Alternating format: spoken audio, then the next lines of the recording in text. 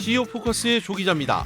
이번 영상에서는 장영국 위메이드 대표, 나영호 롯데원 대표, 차석용 LG생활건강 부회장, 이중근 부영그룹 회장을 통해 각 기업 최신 소식과 오너를 둘러싼 이야기거리 전해드리겠습니다.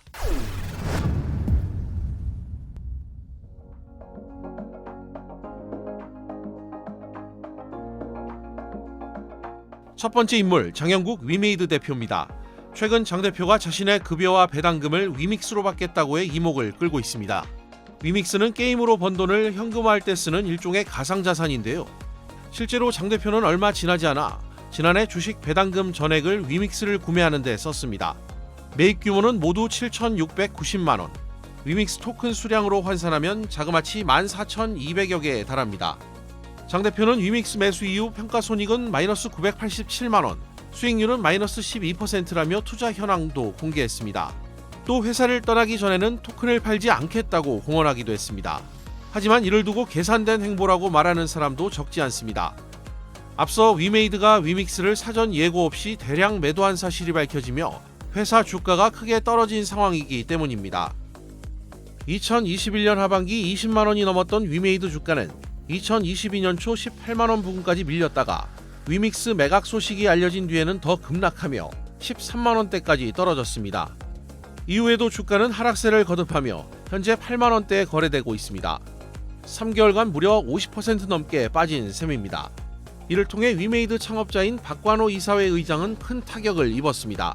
박 의장은 지분 44%를 보유한 최대 주주인데 지난 석 달간 1조 4천억 원가량 지분가치 손해를 봤습니다. 물론 주식 투자자들의 불만도 커졌습니다. 이에 전문 경영인인 장 대표가 회사 주가는 물론 위믹스 가격 하락을 막기 위해 해결 방안을 마련해야 했던 게 아니냐는 말까지 나옵니다. 위메이드는 장 대표의 이번 결정이 위믹스 생태계 확장을 위한 것이라고 말하고 있지만 주가 하락을 막기 위한 고육책이란 세간의 평이 더 와닿는 건 이런 배경 때문이 아닐까 싶습니다.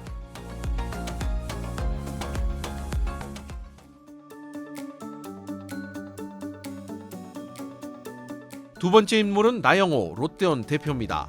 나 대표는 신동빈 롯데그룹 회장의 온 오프라인 통합 전략 선봉장 역할을 현재 맡고 있는데요. 요즘 그의 어깨가 상당히 무겁다고 합니다. 나 대표는 이베이 코리아 출신답게 디지털 전문성을 10분 발휘하며 조직 내 온라인 DNA를 뿌리내리는 데 성공했습니다.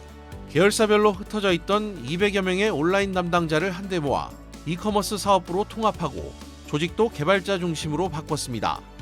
그렇게 1년을 보내고 이제 2년 차를 맞이했지만 아직은 시행착오 중인 것으로 보입니다. 조금이나마 성장하긴 했지만 아직 시장에서의 존재감은 미약하고요. 최근에는 사활을 걸고 뛰어들었던 새벽 배송 시장도 철수를 선언했기 때문입니다. 서비스를 지속하기 위한 비용은 갈수록 늘어나고 있는데 경쟁은 계속 치열해지면서 버틸 여력이 없었던 거겠죠. 결국 롯데원은 한정된 자원과 인력을 효율적으로 쓰는 쪽으로 틀어 새벽 배송 대신 바로 배송이라는 근거리 배송 서비스를 시작했습니다. 하지만 이 또한 플랫폼 업체부터 전통의 유통기업까지 다 뛰어든 상황이라 쉽지 않아 보입니다. 취임 2년차 나영호 대표, 지금부터가 전문 경영인으로서 본격적인 시험대가 될 것 같습니다.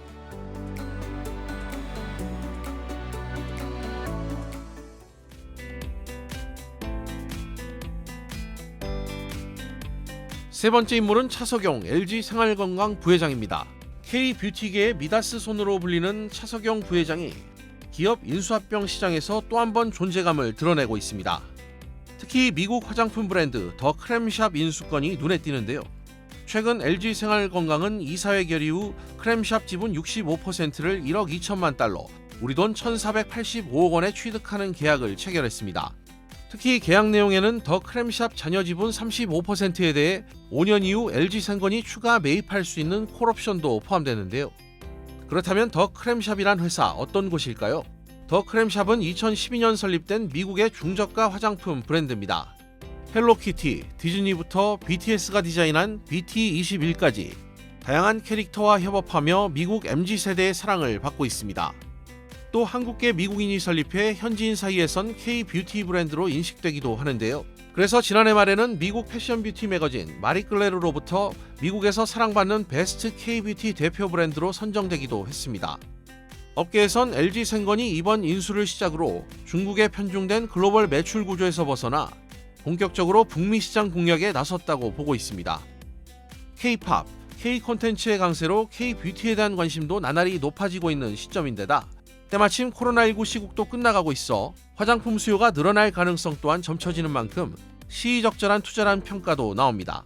LG생건이 이번 인수로 화장품 업계의 차석용 매직이란 단어를 또 한 번 단단히 각인시킬 수 있을지 주의 있게 지켜봐야 할 것 같습니다.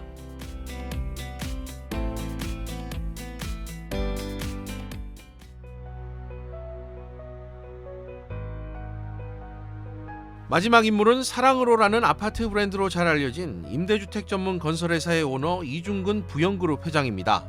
최근 부영그룹의 감사보고서가 나오면서 이 회장이 과도한 배당금을 챙겼다는 점이 알려져 세간의 따가운 시선을 받고 있습니다. 부영은 지난해 11월 4일 이사회의 결의에 따라 1,300억 원에 달하는 중간 배당을 실시했는데요. 이는 700억 원을 배당한 전년과 비교해 2배 가까이 커진 규모고요. 2021년 당기순이익 268억 원보다 5배 가까이 높은 액수입니다. 지분 93%를 보유한 이 회장은 이 중에서도 1260억 원을 받은 것으로 드러났습니다. 그런데 이것은 어디까지나 공개된 액수고요. 계열사 배당금까지 더하면 수령액은 훨씬 더 클 것으로 보입니다.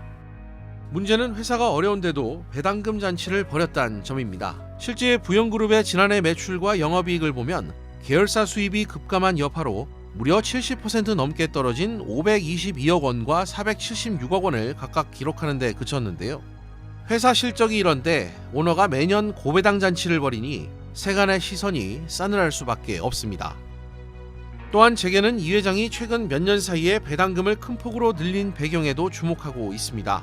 80세가 넘는 고령임에도 1,000억 원이 넘는 고배당 잔치를 벌인 건 경영권 승계 등을 감안한 자금 마련 때문일 것으로 보고 있는데요. 정확한 이유는 아마도 이 회장 오너 일가가 알고 있지 않을까 싶습니다. 이번 영상에서는 장영국, 나영호, 차석용, 그리고 이중근 씨 이야기를 통해 재계와 기업 관련 이슈들 짚어봤습니다. 오늘 내용이 도움이 되셨다면 채널 구독과 좋아요, 댓글까지 부탁드립니다. 고맙습니다.